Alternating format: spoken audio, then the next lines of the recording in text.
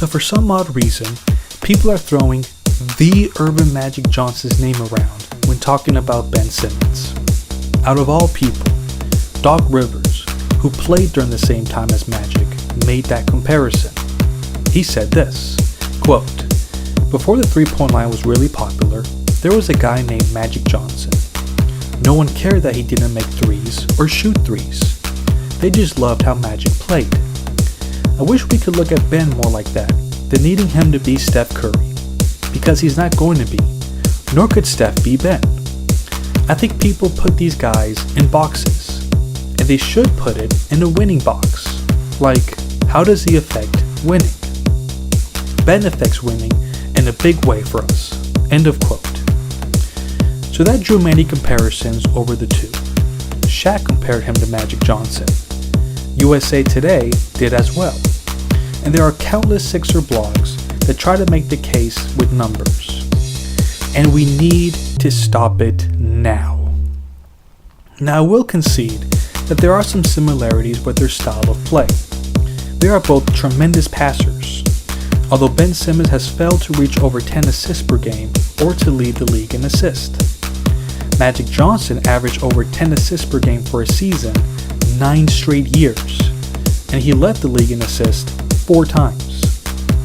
Magic Johnson averaged for his career 7.2 rebounds per game, and Ben Simmons is at 8.1. So they're both very good rebounders. Magic Johnson averaged 19.5 points per game for his career, and Ben Simmons is at 15.9 points per game.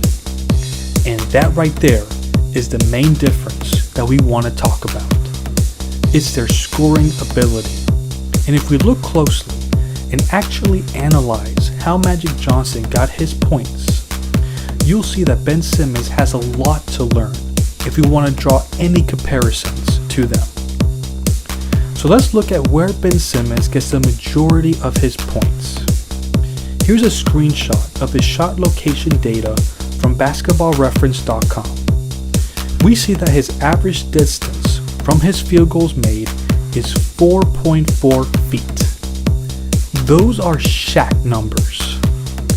Here's Shaq's shot location chart, and you can see that Shaq averaged a distance of 4 feet from his shots made.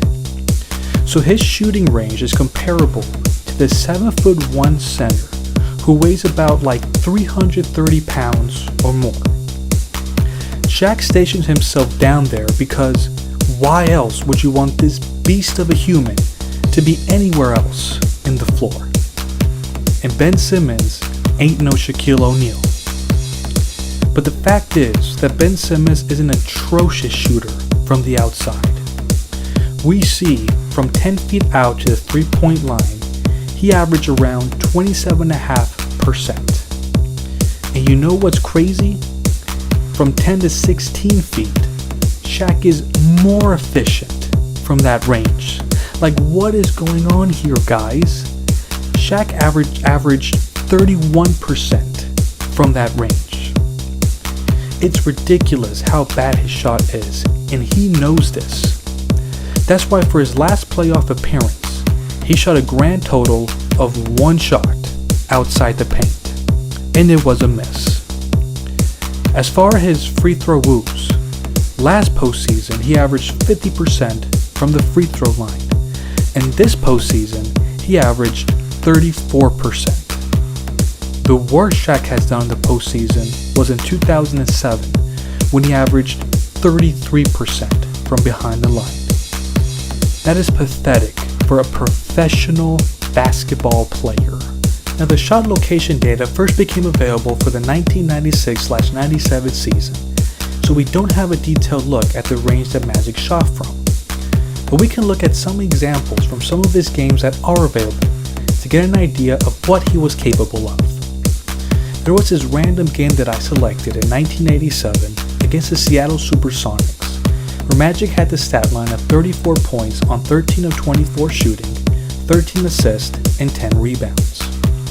Now 6 of those field goals came from his baby sky hook shot in the post, and 3 of those field goals came from jump shots 16 feet out or more. Now we know that Magic would love to run the floor, which he did plenty of times in this game, and he will score a lot of his points from drives to the hoop. But for this game, we see that the majority of the points didn't come from simply driving to the hoop or using his length to get easy shots.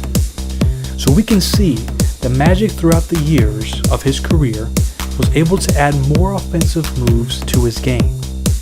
He had Kareem to teach him how to effectively shoot the sky hook, and he used that move a lot later in his career.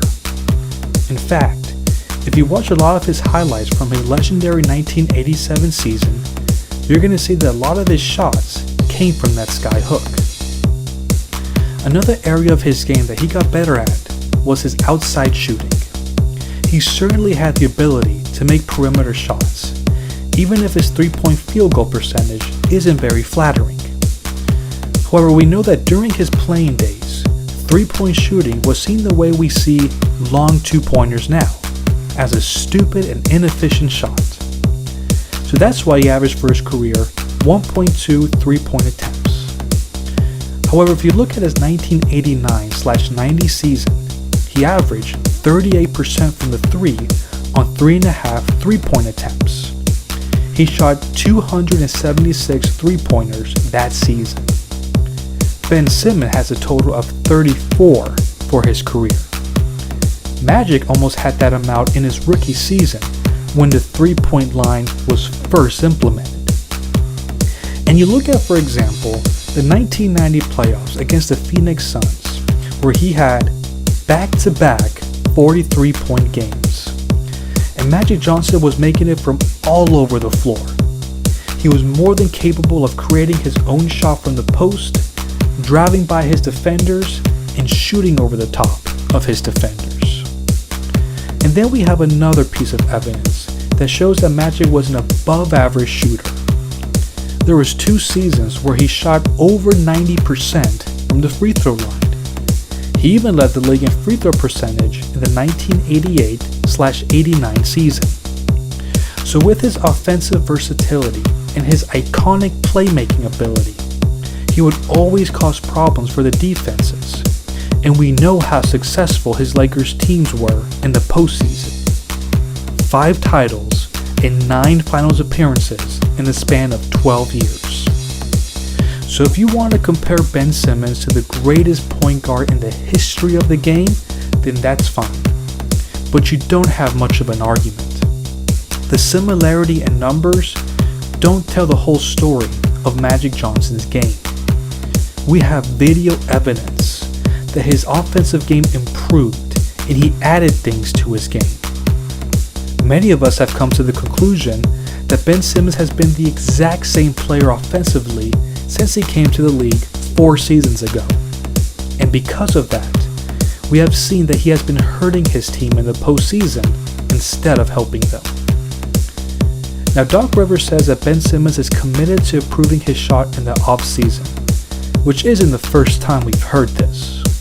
The question is, will he finally make that leap in his game to where he isn't so predictable on the offensive end that he has to be taken out in crunch time of big games?